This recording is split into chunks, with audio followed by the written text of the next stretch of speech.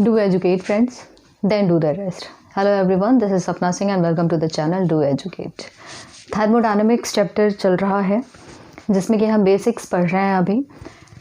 कुछ हमने काफ़ी चीज़ें कल देखी थी, आज देखेंगे एक बड़ा ही इम्पॉर्टेंट टर्म है जिसको हम कहते हैं, एक टर्म नहीं आप इसको कह सकते हैं कि एक प्रोसेस है, और इस प्रोसेस का जो नाम है वो है क्वासी स्टैटिक प्रोसेस।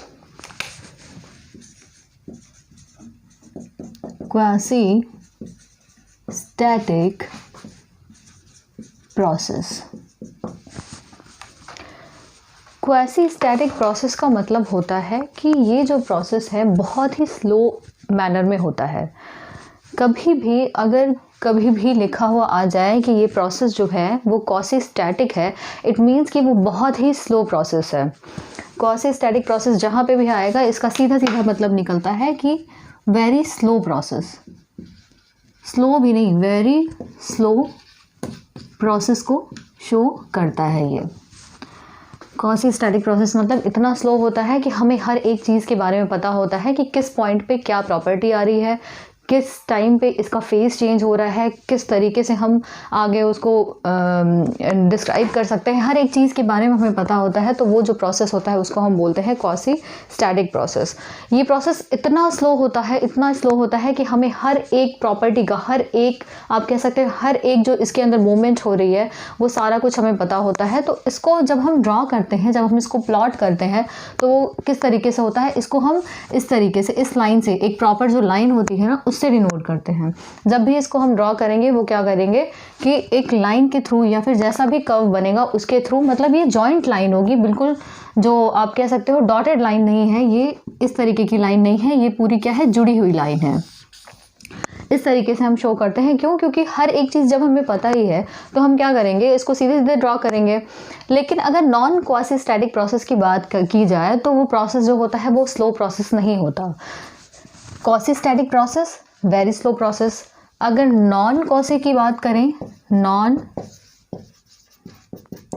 क्वासी की बात करें तो इट मीन्स कि क्या है कि ये स्लो नहीं होता, ये क्या होता है, फास्ट प्रोसेस होता है।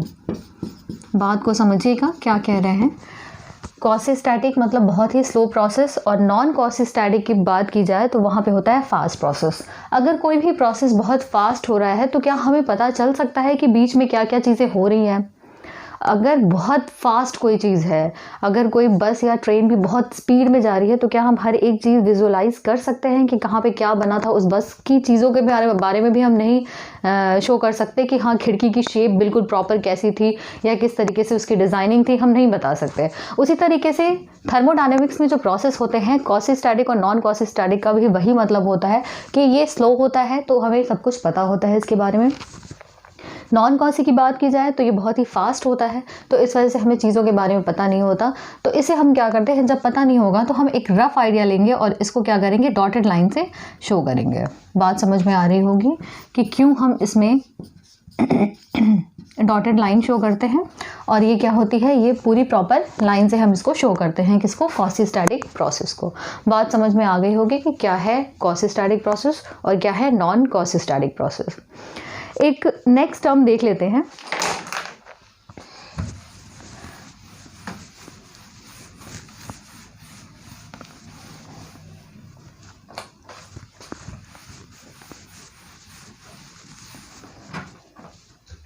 प्रॉपर्टीज रह गई थी कि जो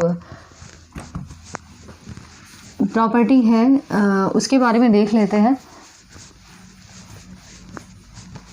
प्रॉपर्टी मतलब क्या होता है कि जो चीज़ सिस्टम को डिफाइन करे, सिस्टम की विशेषता बताए, तो वो क्या हो गई, प्रॉपर्टी हो गई। तो प्रॉपर्टी जो होती है, प्रॉपर्टी मैं आपको एक रफ आइडिया पहले दे देती हूँ कि प्रॉपर्टी क्या है। जैसे कि क्या हो गया, टेम्परेचर हो गया, ठीक है। प्रॉपर्टी की अगर बात की जाए तो प्रॉपर्टी क्या है, टेम्परेचर है। प्रेशर क्या है, ये भी एक तरीके की प्रॉपर्टी है। फिर उसके बाद विस्कोसिटी हो गई, ये क्या है, प्रॉपर्टी है। वॉल्यूम हो गया, ये भी क्या है, प्रॉपर्टी है। डेंसिटी हो गई, डेंसिटी क्या है, प्रॉपर्टी है।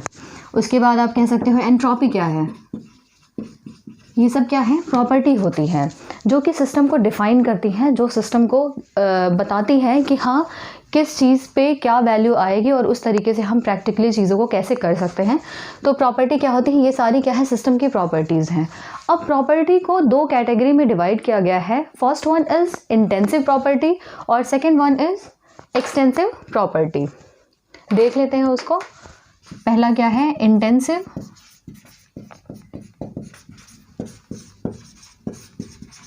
प्रॉपर्टी और दूसरा आप कह सकते हो एक्सटेंसिव प्रॉपर्टी।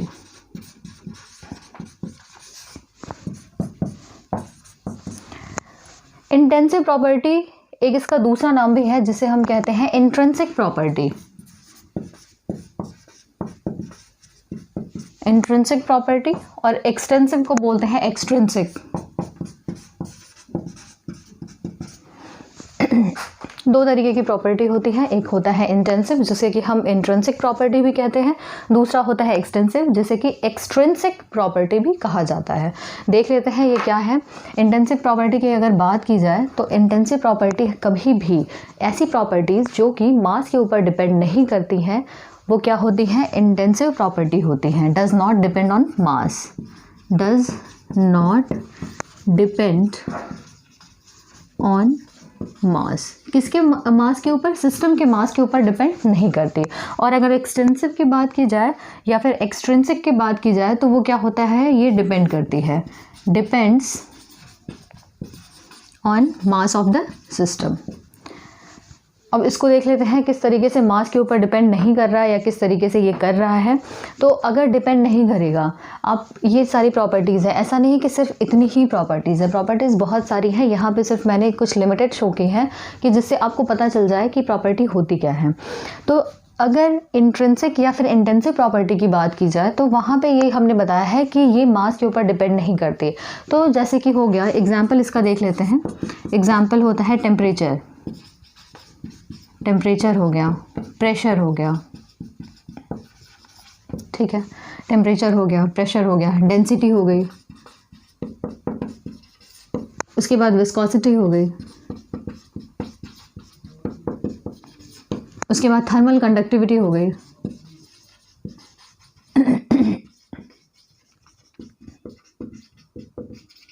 ये सारे क्या हैं, ये इंटेंसिव प्रॉपर्टी हैं, ये मास के ऊपर डिपेंड नहीं करती। देखो क्या होता है कि अगर टेम्परेचर किसी चीज़ का है, कोई मेटल है, कोई भी मटेरियल है, अगर उसको हम गर्म कर रहे हैं तो क्या ये डिपेंड करेगा, जितना भी मटेरियल है, आपने इतना मेटल का पीस ले लिया, आपने उससे छोटा मेटल का पीस ले लिया, आपने उसको एक एटमॉस्फेयर पे रख दिया, सपोज़ करो कि किसी फर्नेस में डाल दिया, तो जितना उसका फर्नेस का टेम्परेचर है तो वो क्या करेगा, वो मेटल उस टेम्परेचर को ग्रैस्प करने की कोशिश करेगा। तो क्या ऐसा हो सकता है कि वो मास के ऊपर डिपेंड करेगा वो टेम्परेचर? छोटा पीस ले लो मेटल का या बड़ा पीस ले लो, दोनों क्या होगा, अगर फर्नेस में रखा है दोनों का टेम्परेचर सेम होगा। इस तरीके से ये मास पे डिपेंड नहीं करता, क्या, टेम्परेचर। बात की जाए प्रेशर की तो प्रेशर का भी सेम फंडा है। प्रेशर कभी भी आपका मास के ऊपर डिपेंड नहीं करता। प्रेशर हम वो देखते हैं कितना प्रेशर लग रहा है उस चीज़ पे, उस सिस्टम पे कितना प्रेशर लग रहा है ना, वो किसी भी तरीके से उसके मास के ऊपर डिपेंड नहीं करता। डेंसिटी की बात की जाए तो डेंसिटी में कई बार लोग कंफ्यूज हो जाते हैं कि डेंसिटी का फॉर्मूला तो भाई ये होता है m/v होता है, density is equals to mass upon volume होता है, तो ये किसी न किसी तरीके से मास से रिलेटेड है। लेकिन आप अगर प्रैक्टिकली सोचो, इस फॉर्मूले को नहीं देखना है हमें। यहाँ पे होता क्या है कि अगर आप लिक्विड ले लो, आप पानी को ले लो, पानी को एक ग्लास में भरो आप, ठीक है, एक ग्लास लिया, ग्लास में पानी रखा, पानी की डेंसिटी हमने मेज़र कर ली। अब वही पानी जो है दूसरे ग्लास में हमने क्या किया, पोर कर दिया, हाफ डिवाइड कर दिया। एक ग्लास पहले पानी था, बाद में हमने क्या किया, पहले क्या हुआ, ये क्या है, एक ग्लास पानी था, ठीक है, यहाँ पे डेंसिटी मेज़र की, उसके बाद क्या किया, इसी ग्लास का पानी 2 ग्लास में हमने ट्रांसफ़र कर दिया, ठीक है, ये हाफ हो गया। तो एक बात बताइए, जो डेंसिटी इसकी पहले ग्लास में होगी क्या बाद में दूसरे ग्लास में भी उतनी डेंसिटी नहीं होगी? ये तो कॉमन सेंस वाली बात है कि डेंसिटी मास के ऊपर कभी भी डिपेंड नहीं करती। वो क्या होता है कि उसकी डेंसिटी डिपेंड करेगी कि क्या है, वो लिक्विड कौन सा है। ठीक है, तो ये डेंसिटी की बात हो गई। इसी तरीके से विस्कोसिटी भी मास के ऊपर डिपेंड नहीं करती। थर्मल कंडक्टिविटी है वो भी मास के ऊपर डिपेंड नहीं करती। ये क्या हो गया आपका इंटेंसिव प्रॉपर्टी हो गई। अब बात कर लेते हैं एक्सटेंसिव प्रॉपर्टी की। तो एक्सटेंसिव प्रॉपर्टी जो होता है वो डिपेंड करता है मास के ऊपर। कितना मास है उस हिसाब से उसकी प्रॉपर्टी क्या होगी, चेंज होगी। तो इसका जो एग्जांपल है वो है, जैसे आप देख सकते हो एग्जांपल में एंथैल्पी, उसके बाद एंट्रोपी, और उसके बाद आपका आ जाएगा एनर्जी। एनर्जी में कोई भी एनर्जी ले सकते हो आप, काइनेटिक एनर्जी ले सकते हो, पोटेंशियल एनर्जी ले सकते हो। एनर्जी मतलब आ गया तो कोई भी एनर्जी जो होगी वो किस में होगी, एक्सटेंसिव प्रॉपर्टी में होगी। क्यों? क्योंकि एनर्जी क्या होती है कि एनर्जी तो एटम्स के से मिल के बनती है ना। मतलब एनर्जी, अगर किसी बॉडी की आप एनर्जी निकाल रहे हो तो जितने ज़्यादा मॉलिक्यूल्स होंगे उतनी ही ज़्यादा एनर्जी होगी। तो डायरेक्टली क्या हो रहा है, एनर्जी किससे एसोसिएटेड है, मास से एसोसिएटेड है। मतलब जितना मास ज़्यादा होगा उतनी ही ज़्यादा एनर्जी होगी। तो ये मास के ऊपर डिपेंड करता है, इसलिए किस में आ रहा है, ये एक्सटेंसिव प्रॉपर्टी में आ रहा है। ठीक है, एक पॉइंट और आ जाता है वॉल्यूम। वॉल्यूम भी क्या है, ये क्या है, एक्सटेंसिव प्रॉपर्टीज़ है। एक चीज़ और ध्यान देनी है कि इंटेंसिव प्रॉपर्टी में जितनी भी स्पेसिफिक प्रॉपर्टीज़ आएंगी, जितनी भी स्पेसिफिक प्रॉपर्टीज़ होंगी, चाहे वो स्पेसिफिक वॉल्यूम हो, स्पेसिफिक एंथैल्पी हो, स्पेसिफिक एंट्रोपी हो, वो सारा किस में आएगा, इंटेंसिव प्रॉपर्टी में आएगा। ये नहीं देखना है कि भाई एंथैल्पी और एंट्रोपी तो एक्सटेंसिव में आ रहा है। अगर किसी भी टर्म में किसी भी प्रॉपर्टी के आगे स्पेसिफिक वर्ड लिखा हुआ है, इट मीन्स कि वो एग्जाम्पल किसका है, इंटेंसिव प्रॉपर्टी का एग्जाम्पल है। ठीक है, किसका एग्जाम्पल है, एनी स्पेसिफिक प्रॉपर्टी। ठीक है, ये किसका एग्जाम्पल है, इंटेंसिव का। कभी भी किसी भी प्रॉपर्टी के पहले अगर स्पेसिफिक लिखा है, स्पेसिफिक, ये चीज़ ये ध्यान रखना है, ये भूलना नहीं है। अगर किसी भी प्रॉपर्टी के पहले स्पेसिफिक वर्ड लिखा हुआ है, चाहे वो स्पेसिफिक एंथैल्पी हो, चाहे स्पेसिफिक एंट्रोपी हो, कुछ चाहे स्पेसिफिक वॉल्यूम हो, वो किसका एग्जाम्पल बन जाएगा, वो इंटेंसिव प्रॉपर्टी का एग्जाम्पल बन जाएगा। ये चीज़ें ऐसे ही नहीं बता रही हूँ, ये बड़ा ही फेवरेट क्वेश्चन है कि इंटेंसिव और एक्सटेंसिव प्रॉपर्टी से रिलेटेड बहुत बड़े सारे क्वेश्चन पूछे जाते हैं। बोल देगा कि ये सारे इनमें से इंटेंसिव कौन सी है, इनमें से एक्सटेंसिव कौन सी है। तो इस चीज़ को ध्यान रखना है। देख लेते हैं टेम्परेचर क्या होता है। ये तो अभी तक हमने बेसिक करा है, अब स्टार्ट करेंगे जो रियल थर्मोडायनामिक्स है। हालांकि रियल थर्मोडायनामिक्स के अंदर ये भी आता है, लेकिन ये क्या है, ये छोटे छोटे पॉइंट्स हैं जिनको हमें देखना ज़रूरी है, क्योंकि इन पॉइंट्स को ही आगे हम क्या करेंगे, एक्सपैंड करके काफ़ी चीज़ें हमें सीखने को मिलने वाली हैं।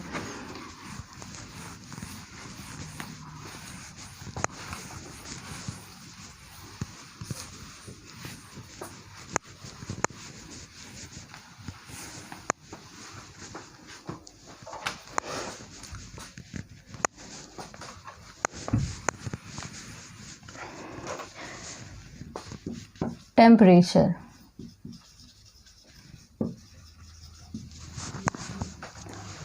टेम्परेचर क्या होता है, सबको पता है कि टेम्परेचर क्या होता है कि किसी भी चीज़ को, कोई भी ऑब्जेक्ट है, उसके ठंडा होने का या फिर उसके गर्म होने का हमें एहसास दिलाता है। वही क्या होता है, टेम्परेचर। मतलब कोई भी बॉडी जो हमें उसके कूल होने का या फिर उसके गर्म होने का, हॉट होने का हमें अगर फील कराता है, तो वो क्या होती है, उसके बारे में क्या होता है, वो टेम्परेचर होता है।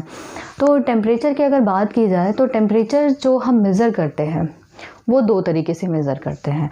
एक होता है कि एक हम जो बहुत ही आप कह सकते हो कि अगर बहुत ही कम टेम्परेचर की अगर बात की जाए, अगर लाइट टेम्परेचर को मेज़र करना है तो उसके लिए हम यूज़ करेंगे थर्मोमीटर। ठीक है, ये किसके लिए करेंगे, लो टेम्परेचर मेज़रमेंट के लिए। लो टेम्परेचर मेज़रमेंट के लिए हम थर्मोमीटर का यूज़ करेंगे। अगर यही पूछ लेता है कि बहुत ही हाई टेम्परेचर है, बहुत ज़्यादा हाई टेम्परेचर को हमें मेज़र करना है, तो हम क्या यूज़ करने वाले हैं, तो वहाँ पे हम यूज़ करेंगे pyrometer for very high temperature measurement.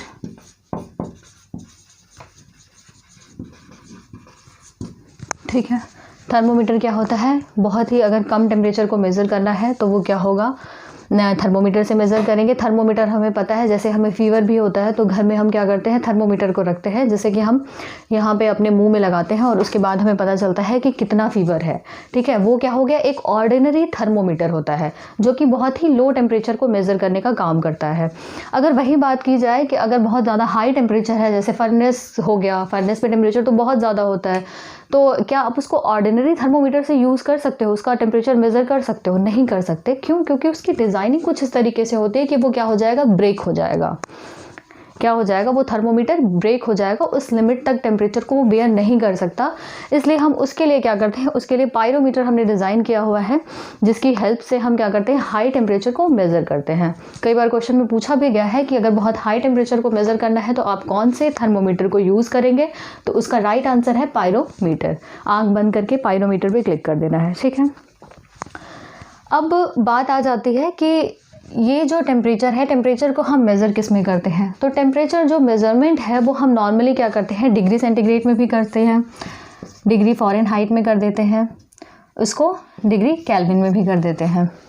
तो जो टेम्परेचर की जो SI यूनिट होती है वो क्या होती है, केल्विन होती है। टेम्परेचर की जो SI यूनिट होती है, SI यूनिट वो क्या होती है, केल्विन होती है। अब अगर कोई भी चीज़ है, अगर डिग्री सेंटीग्रेड में दिया हुआ है, कोई टेम्परेचर है डिग्री सेंटीग्रेड में दिया हुआ है, तो उसे केल्विन में कन्वर्ट करने के लिए हम क्या करेंगे, 273.15 प्लस डिग्री C को हम करेंगे, तो ये हमारा आंसर निकल के आ जाएगा केल्विन में। 273.15 से हम जब प्लस कर देंगे तो वो क्या हो जाएगा, केल्विन में कन्वर्ट हो जाएगा। देखते हैं, जैसे कि अगर 100 डिग्री C दिया है, अगर बोलता है कि वैसे तो नॉर्मली ये बोलेगा नहीं, कभी भी क्वेश्चन में ऐसे नहीं आता कि 100 डिग्री C को आप केल्विन में कन्वर्ट करके दिखाओ। होता क्या है, जब भी न्यूमेरिकल पूछेगा या क्वेश्चन जब भी पूछे जाते हैं तो कई न्यूमेरिकल में या आप कई क्या थर्मोडायनामिक्स में तो आप कह सकते हो कि सारे ही ऑलमोस्ट सारे न्यूमेरिकल में आपको क्या करना होगा, डिग्री C को केल्विन में कन्वर्ट करके चलना होगा।